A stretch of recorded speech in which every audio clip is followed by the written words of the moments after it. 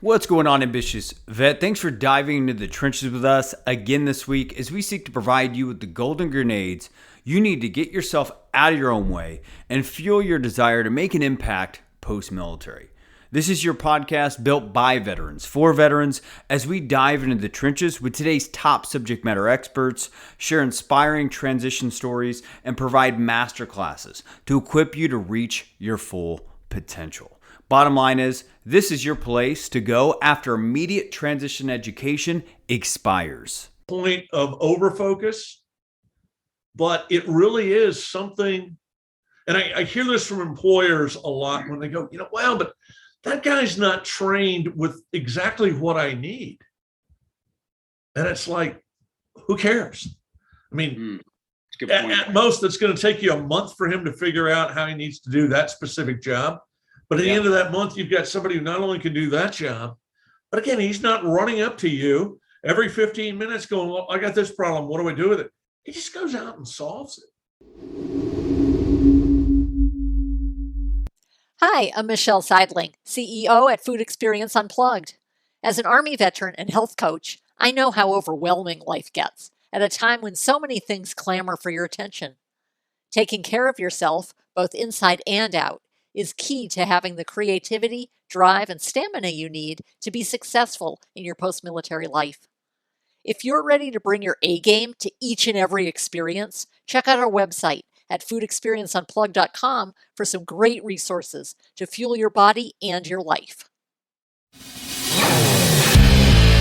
It's time to get into the trenches, dig into your purpose, and fire up your life fulfillment.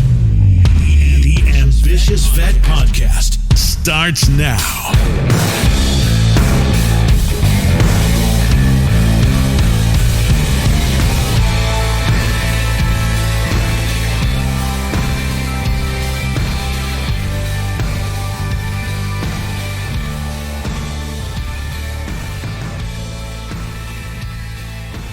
What's going on, ambitious vet? We are right back inside the trenches this week with Chuck Wright. Chuck is a USMC veteran who spent 6 years as a CH-46 pilot. He's also a board member of the USO, and now he's the executive director of Texas Veterans Chamber of Commerce, where their mission is the success of Texas veterans and military families. Chuck's ethos is that we are really just stronger together. Chuck Wright is the man. He was one of the first people that I was connected to whenever me and my wife moved to Texas, and has proven to be someone that just is one of those Marines that follow through, does what he says he's going to do, but also is a catalyst for really just a lot of veteran business owners towards getting what they need to continue to push the needle forward inside their business. So Chuck, welcome to the show.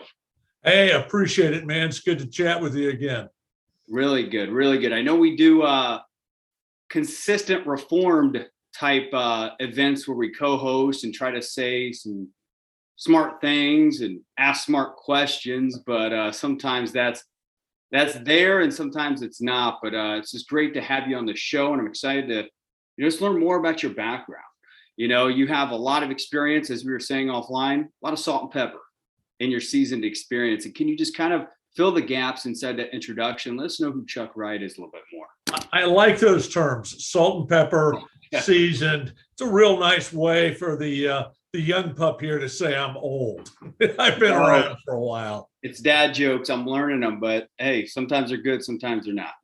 Yep, absolutely. Absolutely. Hey, and I appreciate being on. It's a great program, and I appreciate giving us an opportunity to talk particularly about the Texas Veteran Chamber, but the path that I went on to get there. I'll take it back. I'm an Air Force brat. My dad wound up in Texas. Then after we got here, we found out that he knew, but nobody had talked about it a lot. Our family has been from Texas literally from the beginning. I'm a 6th and 7th generation Texan. Direct descendant of one of the old 300. We're going to do a little Texas history today because we're in the middle of the trail to Texas independence. We'll talk about that more a little later.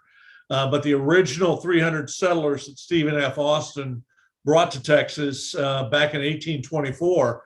One of those was my great ×4 grandfather, James J. Ross, who helped found the town of Fayetteville, Texas. Wow. So Dad retired at Randolph, went to high school at Randolph, went to college, went to Texas Lutheran to try to play football. I had one of the shortest college football careers in history. I think it lasted about 15 minutes. Wound up transferred to UTSA. Yeah, it was another whole story. I didn't realize how good this small team was. Transferred to UTSA, became the first Marine officer to graduate from there. Wow. Received a degree in economics. Did not realize that a good friend of mine here in North Texas, Ginger Simonson, who is also very active in the veteran space, had graduated the year before. So we were talking about that 2 weeks ago. So it was just interesting. It's a small world. Growing up an Air Force brat, pilots are gods in the Air Force. In the Marine Corps, we're kind of laughed at. You guys don't want to go hump and live in the mud and stuff. And it was like, your point? Why would I do that when I could soar like an eagle? And I remember that we last couple of weeks, we were connecting on what this show would potentially look like. And I told you, I watched a video on YouTube of, I didn't know what a CH-46 pilot was because I was a mortar T operator, right? So I was on the ground transporting people. But when I watched it, it was like a pickle in the sky. And I was like, you know what? This is probably Marine Corps porn for Chuck Wright. So I sent that over to you. Did you get a chance to take a look at that, Chuck, at all? You're right. It was, in fact, Marine Corps porn. And I love watching that stuff. I have been an aviation buff my entire life. I grew up around airplanes. We used to... there was a snack bar on the base. So the runway at Randolph is a big horseshoe.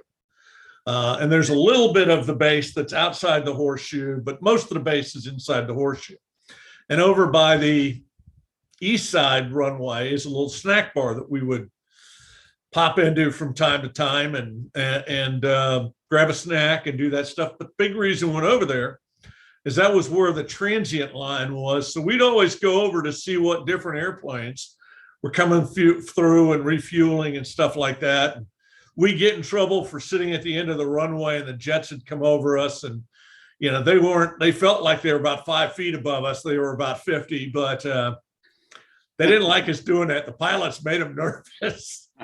So you grow up around airplanes and you can't help yourself. Spent time in the Orient. My dad was stationed in Kadena. So learned a lot about World War II and all of those really cool. That was the golden era of great airplanes, was World War II. And being a helicopter pilot was as close as I'll ever come to that. There was no way I was flying fast movers. I'm the only helicopter pilot in the world that both gets airsick and is afraid of heights. Yeah, I am a walking contradiction. Do you fly with a blindfold on or what? How'd you fly? The funny thing was, in a helicopter, it never bothered me. We'd be deployed aboard ship, and if I was sitting waiting for, it was a lot of times you would sit waiting to launch for quite a while, and the motion of the boat would bother me. The second I took off, didn't bother me at all. Very nice. So and the heights didn't bother me either. You're just one of those, hey, just put me in the ring. I might puke, but hey, I'm going to get the mission done type deal. Just push me. And it's, we will get to that philosophy in a little bit. But yeah, typical Marine attitude. Yeah. In flight school. Well, in flight school, I used to get really, really sick, which was a whole long story. But the one story I will tell is my instructors all had the same comment. So you're one of the only students that'll take the airplane back once you get sick. The rest of them want to go home. And I was like, I ain't leaving here without my wings. There you go. There you go. Love it. Love it. Kind of like the Eagle, Globe, and Anchor at the end of Marine Corps boot camp, man. Oh, So Absolutely. Absolutely. That is an incredible tradition. And 2 years ago in January, my nephew graduated from boot camp at San Diego, and I got to be there. And I don't think I've ever been more proud. Yeah. Being someone that's gone through it and then going and seeing another generation go through it, that has to be an incredible experience.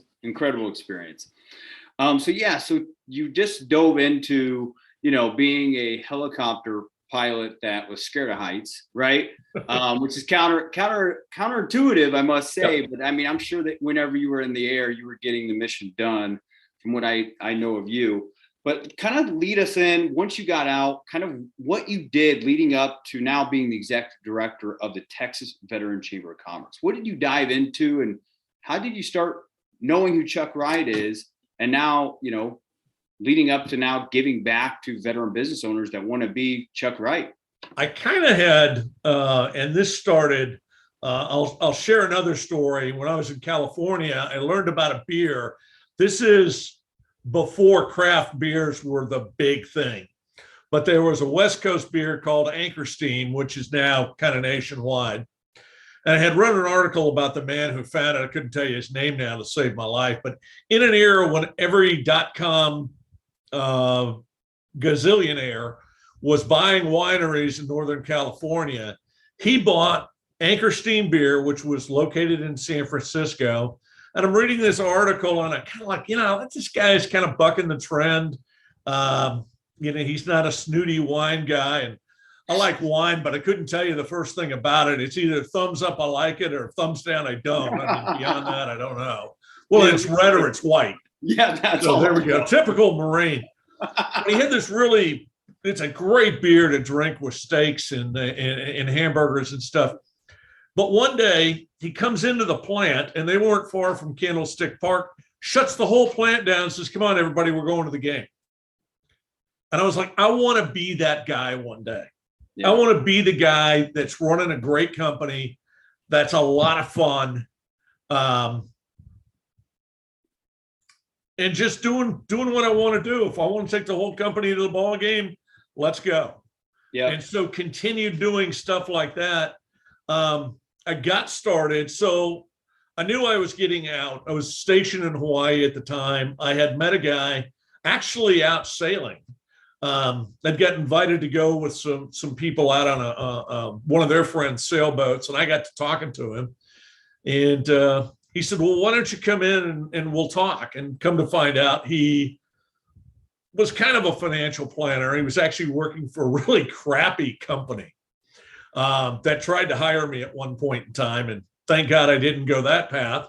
And they're still around, so I'm not going to mention their name. But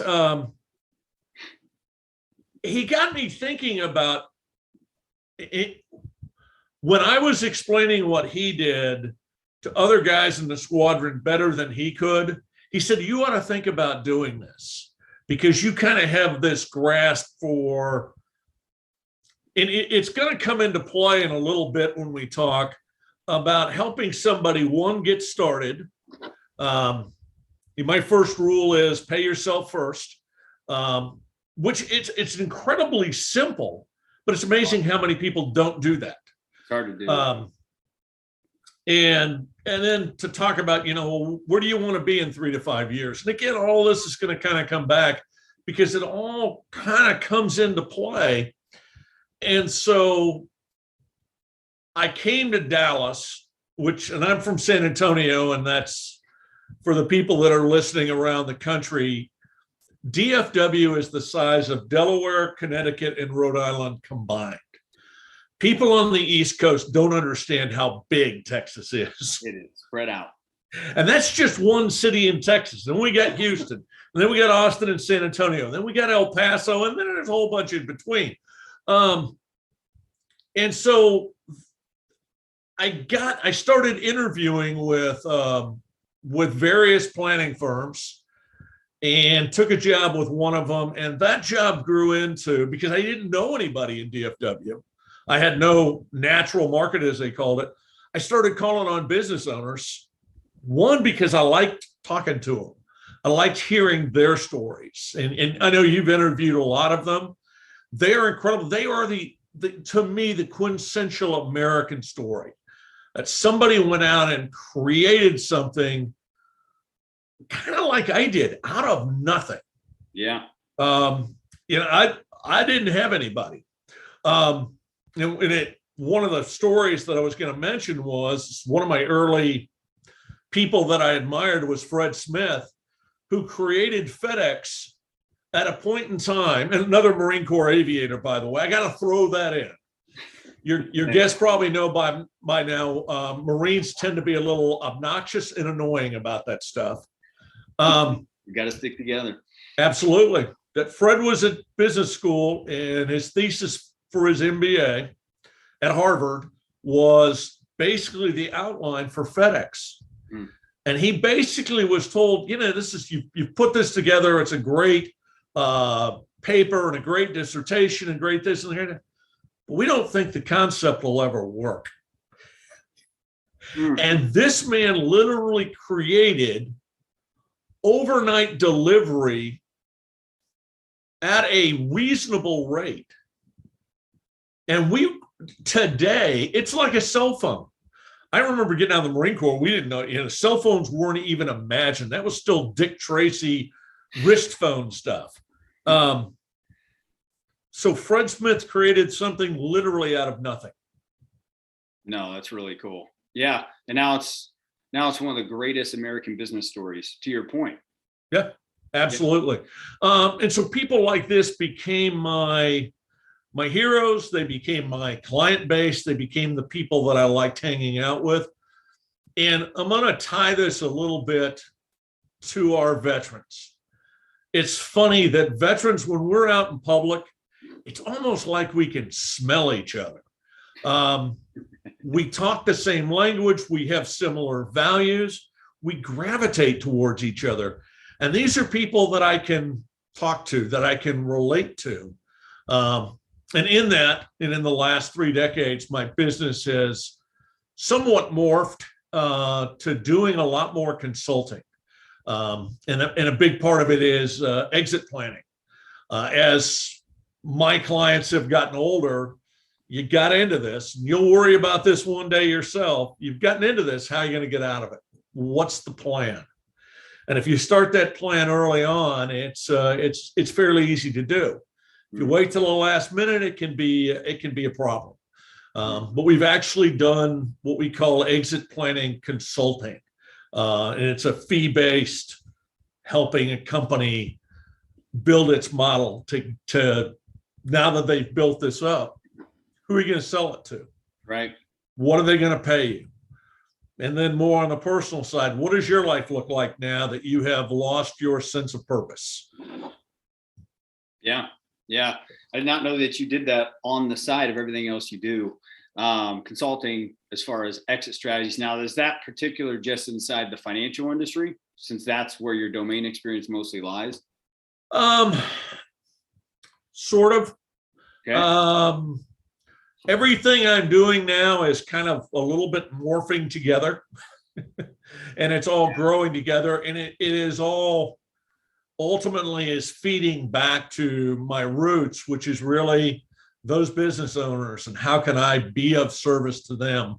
And that is also part of, I know in one of your questions that you set me up with, we can segue a little more into the veterans, the Texas Veterans Chamber of Commerce. Yeah. About 10 years, I'm like the only person in my industry that doesn't play golf, although I do run a golf tournament. It's the Arlie Ermy, well known to all Marines as Gunnery Sergeant Hartman from Full Metal Jacket. But we run one of 3 family approved golf tournaments in the country that's coming up, but I don't play golf. Right. And I realized outside of reading, and I'm kind of a bit of a voracious reader, but not as much as some of my friends. I didn't have any hobbies. My wife and I like to travel, but we've been raising our kid, and he's a senior in high school, and we're very proud of him.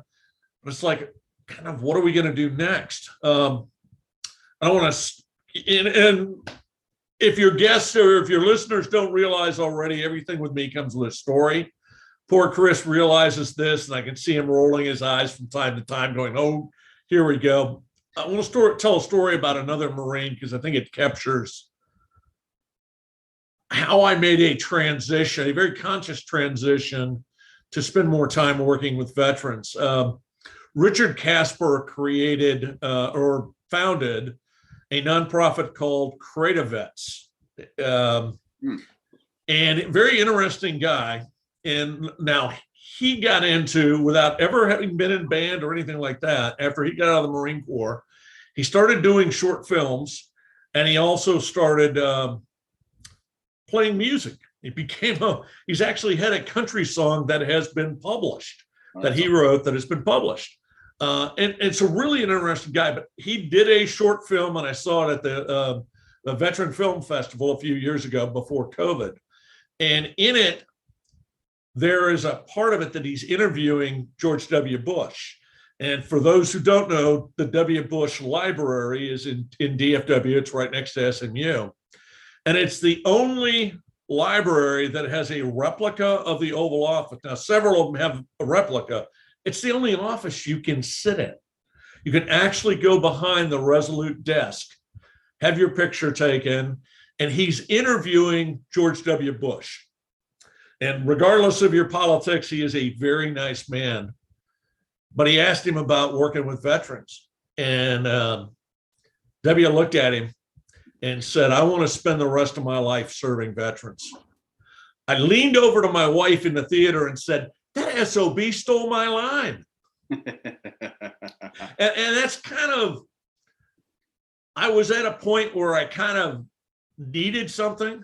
Like every veteran, I was missing the camaraderie. I was missing the company of fellow veterans. And about 10 years ago, I started working with several service organizations. And short correction, I'm a board member of the DFW USO, not the big USO. I'll never be on that board.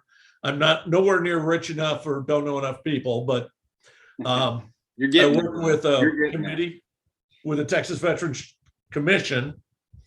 And then I also run our golf tournament in addition to the Texas Veteran Chamber. And that was what I saw. And I saw this as a need. There isn't really in Texas one organization that is supporting our Vetpreneur tribe. And in that, I include military spouse businesses, and I'm doing a lot to support the Military Spouse Chamber. We're working with politicians to try to get military spouse businesses recognized in the same category with veteran businesses. So we're using the chamber to leverage some of my political connections, to leverage my business connections, but to support this Vetpreneur tribe. And I'm also part of the U.S. Coalition of State Veteran Chambers, although I've asked them to drop the word state because not every one of the chambers in us represents a state, but that's okay. Not a big deal. So lots of partners with that. And I've been rattling on and on. Very nice. And, I never hate a good story, right? And I definitely say that there's definitely a method to my madness, though, right? Ambitious Vet, definitely, if you are, I know we're going to dive into some top leadership principles from veteran entrepreneurs, and I'm excited to kind of package that with Chuck Wright here. But at his point, right, when you're going into chambers, right? I was part of a chamber in San Diego, California, whenever me and my wife were out there, when I was single, and then when I met my wife out there. And when I came out here to North Texas, it was hard to find a chamber that I felt like fit what I needed at the stage of business I was in. There was a lot of chambers where, there's gatekeepers or frontline sales reps, real estate agents, network marketers, that's the majority of a lot of the chambers, the BNI groups, stuff like that.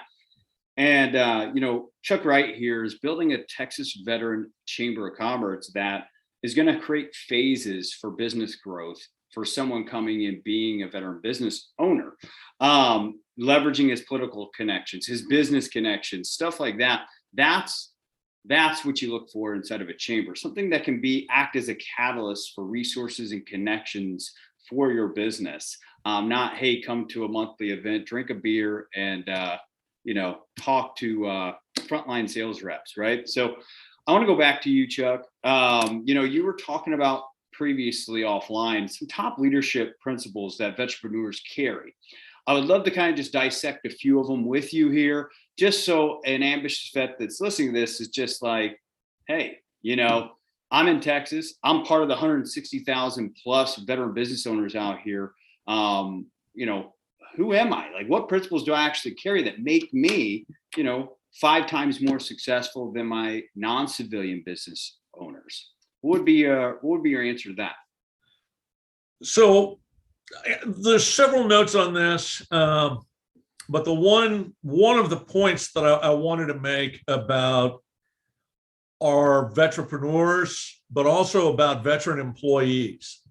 Veterans earn more money than their civilian counterparts. And that's just a fact, at least here in Texas. Veteran businesses go out of business at a significantly lower rate. And when a business goes out of business, they usually wind up leaving debts hanging that hurts everybody. The governor had realized when he was first elected, veterans are good for Texas. We are first or second in veteran population. We are first and second in the number of veteran businesses, depending on which study you look at, be it SBA or somebody like that. So Texas has got a little bit of a special feel to it. A good friend of mine runs the California Veteran Chamber, Jim Wong, who's another Marine.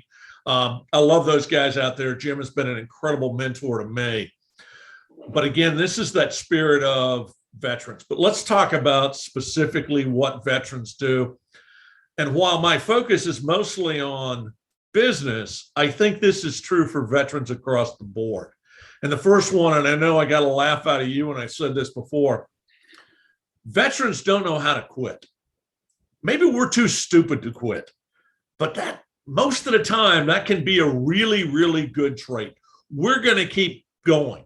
Yeah. Now, I full disclosure, it can be a negative. There comes a time when you're beating your head against a wall and you just got to let go.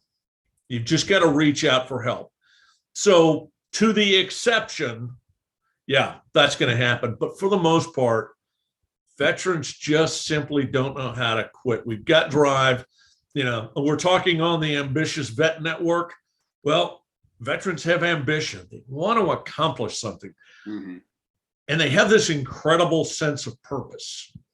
Now, they don't always get plugged into it, but that's why we have so many groups and so many things. We are, as veterans, products of the finest leaderships. I say the finest, some of the finest leadership training in the world. Our military prides itself on leadership. It runs on leadership. You hear this all the time. And I grew up as an enlisted man's brat. And I carried that. And granted, I was an officer, but I got more compliments from the NCOs that I served with because I would talk to them like they were human beings. And a lot of times they were uncomfortable around a lot of officers, but these are the guys and guys and girls, I use the term generically. Those NCOs are the ones who are driving squadrons, battalions, companies, and I use company in the, I'm using the military units, but at the same time, they're the people who are making companies run. Be they the owner of the company or be that key guy, that foreman on the loading dock who doesn't need to run for directions every time there's a challenge. He looks at it, he figures out what's the mission, how do I get it accomplished? And that is just something civilians don't appreciate. And not to go too far into the military is the greatest place in the world for young people, but the training that you get, you were in motor T. you were responsible for vehicles worth tens, hundreds of thousands of dollars at an age when most companies wouldn't trust you with the keys to something like that. True. Yeah, and it is. I mean, you look at, I have a client of mine, a friend of mine's son, who is commanding a Bradley fighting vehicle, and he's got 3 guys who answer to him. He's up for staff sergeant, and he'll be commanding 3 or 4. I don't know how many the Army has in their platoons but he'll be the platoon sergeant of a unit of Bradley fighting vehicles. He's not even 30 yet. I mean, that is unheard of in the civilian world. Yeah. And so this is one of the things, this leadership that I stress it to the point of overfocus, but it really is something. And I hear this from employers a lot when they go, wow, but that guy's not trained with exactly what I need. And it's like, who cares? I mean, at most, it's going to take you a month for him to figure out how he needs to do that specific job. But at the end of that month, you've got somebody who not only can do that job, but again, he's not running up to you every 15 minutes going, well, I got this problem. What do I do with it? He just goes out and solves it. True. No, I love that. And just so I preface that for the guys that I've served in the Marine Corps with, the first 2 years I was motor T, got ninja punched, and then became a combat cook. The CO had a vendetta for Marines that, get DUIs, and I believe it was his younger sister who died from a drunk driver. So I got reclassed to a combat cook the last 2 years of my Marine Corps career. But still, to your point,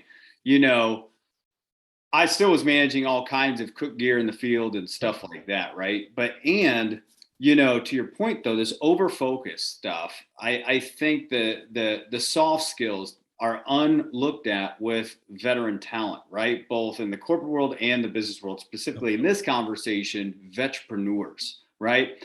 So we can get so hooked on, well, I don't have that skill. I don't know how to do business accounting, right? I don't know how to run operations inside my business, or I don't know how to write a professional email to get an investor meeting, or whatever it is that, fill in the blank, right? But to your point, we can solve problems and we learn faster. We learn fast. So yeah, I'd love to kind of just hear you unpackage more this leadership, right? You've boosted our ego. You're right. We're great leaders, but now like practically, right? We solve problems, but how does that look like as vetpreneurs, and tying it to Texas Veteran Chamber of Commerce? You couldn't have given me a better segue, and I appreciate it. So one of our partners is a company out of San Diego, and they have become a really powerful tool. And I wanted to talk for just a second. So I've been part of 3 different chambers since I got out of the Marine Corps. I'm a life member of one, but never show up anymore. Part of a couple of others, but I realized I didn't really like chambers. Never did anything for me, to your point. So we wanted to build our chamber to be the kind of chamber people expected. And to that very point, one of our partners is called Business Power Tools. And what they are, I love to use the example of the HVAC guy. A lot of our guys will get out of the military. They'll use their GI Bill, and they will get skilled labor training. And the reason they do it as opposed to going to college is, guess what? I can get somebody through HVAC school in 9 to 12 months versus 4 years. He's got a skill. He can walk out and start making $60,000, $70,000, $80,000 a year right away. But then he's out doing that HVAC, and he goes, you know what? I don't need to work for this guy. I'm going to go set up my own shingle. And so he finds 2 or 3 other techs and gets a couple of trucks, and they're out and they're doing their thing. And generally speaking, and I always get a chuckle when I say this, his wife is his office manager. And business is starting to go on well. His techs are so busy, he's got to hire more, which means he needs more trucks, he needs more equipment. And what is he going to have? First thing the bank is going to offer him, or ask him, not offer him, is ask him, do you have a business plan? And he's going to look at him and go, what's that? Okay. So Business Power Tools is an online tool that will cut and paste, plug and play, and help somebody write their own business plan to figure out where their market is, what it is, how they're going to tap it, et cetera, et cetera, et cetera. But it will walk you through step by step, just like we had in the military. And our members love it. Now it is not a free service, but it's $49 a month. Wow. He's hiring more people. He's going to have an operation manual. He doesn't know how to write an operations manual. Goes over to Business Power Tools, plugs into that component of Business Power Tools. Hiring and firing policies, employee manuals, all of these things that you need. What we're trying to do as a chamber is to put partners in place. You and I have met, and his name escapes me right now, Scott, and I can't think of his last name, has a fractional CFO service. So my HVAC example winds up with 10 techs, and he wants to start another store. And again, I was mentioning how large DFW was. He's got a store in Dallas, but he wants to set one up in Fort Worth. He doesn't want them too far away, but he can't be in Fort Worth every day. So how is he going to grow that? And then all of a sudden, now you start to need, on a fractional basis, CFO services. You don't need a full-time CFO you're paying $125,000 a year or more to. You need somebody that you can pay $3,000 to $5,000 a month to come in 6 to 10 hours and do what you need done. So it's partners like this, and it's relationships like this. You have met John Stacy, and he's part of the AdvoCoach program, and they do business development. One of their partners is NVBDC. I always think of it as National Veteran Business Development Council. They'll get somebody certified so that they can walk into these Fortune 5,000 companies that need business, and they want to do business with veterans, but they need to find a veteran business that has some credibility besides, hey, I'm Tom, Dick, and Harry, and I just showed up and I'm a veteran. I have an idea, no product or service. Right. Yeah. And so what I want to do is I want to help entrepreneurs grow at every level, whether you're startup, whether you're mid-size. Hey, if you're a large company, you may be reaching out to the network to get those things that you need to do all the diversity hiring that everybody asks about now. But to be able to say, hey, we're doing 25% of our requests for proposals go to veteran-owned businesses. And that market, most veterans want to get into the AAFES market, and we've got partnerships there as well. But the private sector is 5 times as large and a lot easier to get into, because AAFES, oh my Lord, is that a paperwork nightmare. One of our partners is doing that, and I'm like, that's great. I'm sending everybody over there. I wouldn't want to mess with it. Wow. Yeah. So what I'm hearing and what you're saying is you're like creating force multipliers for veteran business owners, right? I've heard very much Business Power Tools before, and it sounds like it's a one-stop shop for just like this administration templates, SOPs that, veteran business owners know they need, but don't have access to, right? And if you try to go to an expert to put pen to paper, sometimes you'll go broke before you make money, right? And that's what we're trying to avoid. We're not saying there's not a place for those levels of consultants. But if you're just going to the bank, or if you're going to, so another one of our partnerships is with it's the SBOC. It's the Small Business Administration's Operations Center, which is located at the University of Texas at Arlington. Another one of our partners, one of the best schools in America for our veterans, but they have a great entrepreneur program. And they can actually, you don't have to be a student there to walk a business in there. We're working with Capital Factory. We're working with People's Fund. So we're also trying to work with organizations that are helping veterans with microloans, grants and things of that nature. And I would be remiss if I didn't mention Pentagon Federal Credit Union. Every year they do a top 20 veteran cities in America. Texas had 3 of those last year. They did a tour, and we did pitch meetings at those, and it was a lot of fun. And I was excited to partner with them, and partnering with them again this year. All 3 of our Texas companies moved up the top 20 ranking. It's kind of like the college football rankings. You got to track where you are every year. And Texas is a good place for veterans to do business. But I was going to mention, in the top 30, there are 6 companies. There are 3 more that are just off the list. And I actually have meetings with officials from 2 of those cities. They want to know how they can move up the list. They want to become more veteran ready and more veteran friendly. Oh, that's awesome. Yeah. And you've been working your butt off over the years, just creating all these partnerships. I think PenFed just launched it was the first annual road trip type pitch competition. You spearheaded it here in Texas, didn't you, Chuck?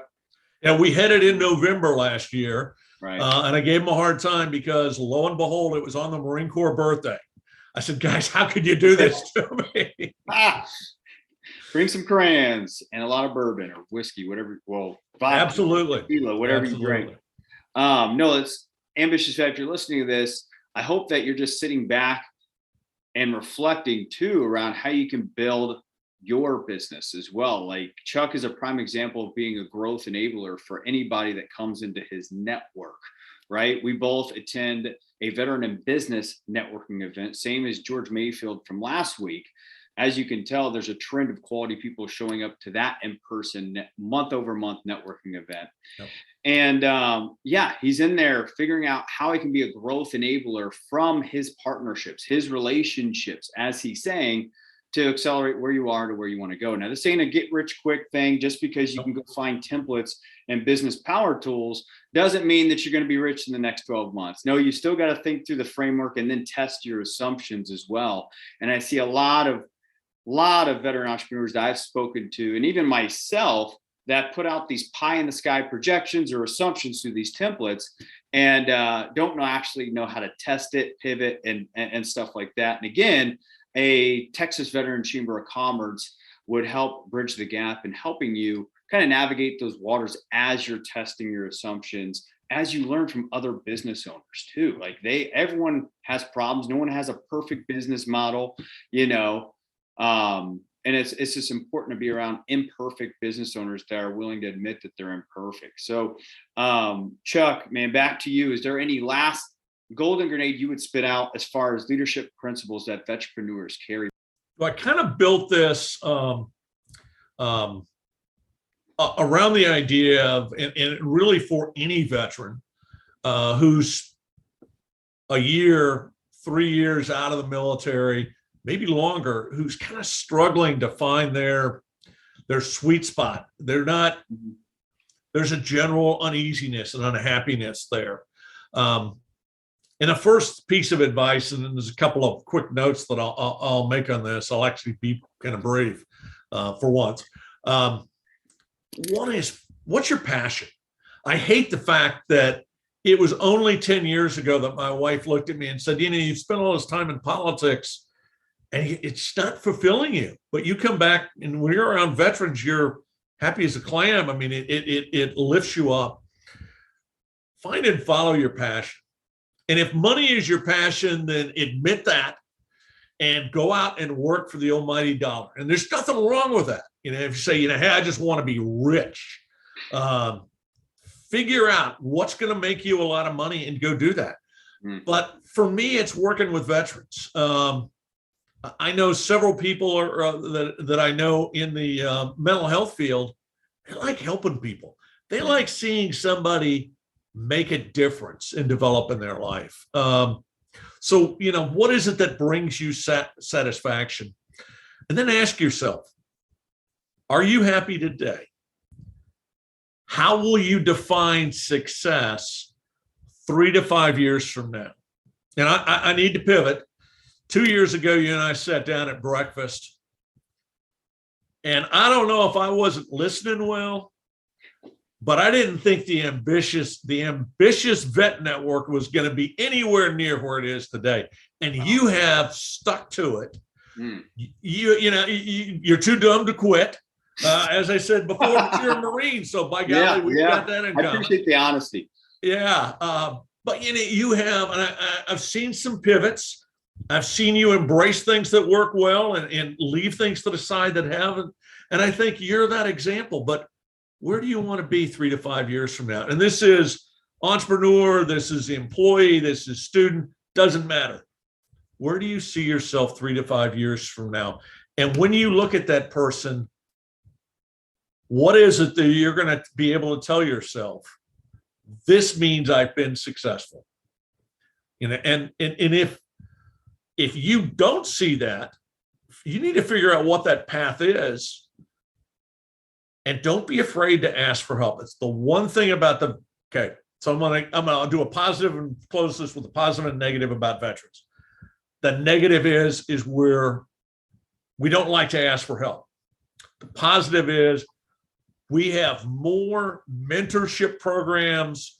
And if you're a veteran business, tune into our all-call meetings that Chris and I co-host. They're absolutely great, and it's a great place. And trust me, everybody on the call loves it when somebody brings us a new problem. Yeah. And we know everybody, they're trying, I got to get more sales. I got to do this. I got to do that. No. Tell me what we can do to help your business grow. That's the meat on the bone that we're really looking for. But there's all kinds of mentorship relationships. If you're a student, check out Student Veterans of America. Great programs on virtually every campus in the country. Find somebody, talk to somebody, but figure out what you can do to get on that path to get where you need to be. Yeah, no, that's great. And I appreciate the honesty. I think when we sat down 2 years ago, whenever it was, I don't even think we knew where Ambitious Vet Network was going, to be completely honest, right? We were doing a lot of content, a lot of weekly content like this to just help support veterans. But to your point, we had to start plugging into the market and seeing what the market wanted. Yep. And that qualitative research study helped us out. And yes. Now we're in the process of creating a community learning platform that's going to kick some booty in the market. And we're excited to continue to partner with, obviously, Reform, Texas Veteran Chamber of Commerce, and everyone that we're building relationships as well that keeps us showing where that next milestone is, or in Marine Corps language, what's that next crayon to eat in the crayon box, right? So Chuck, all respect, every time I'm around Chuck in person and virtual Ambitious Vet, I'm just like, I literally see this man as a mentor here in Texas because he knows everybody and he knows how to open any door, but also he knows exactly what to say to help you just build that confidence to open that next door or make that next sales call or whatever that is for you that you may be afraid or not have the confidence for. So Chuck, I want to end this with a call to action. Where can an ambitious vet go that maybe in Texas that's interested in just, hey, I want to take you up on this offer to kind of leverage your partnerships, leverage your relationships, and also just get connected inside of other chamber members within the Texas Veteran Chamber of Commerce. Where does an ambitious vet go, and what's the offering with that? You can Google Texas Veterans Chamber. We will pop right up. The website is txvetcc.com. I intentionally made it very short. If you want to reach me, it's Chuck at txvetcc.com. Again, keeping it real simple because we're Marines.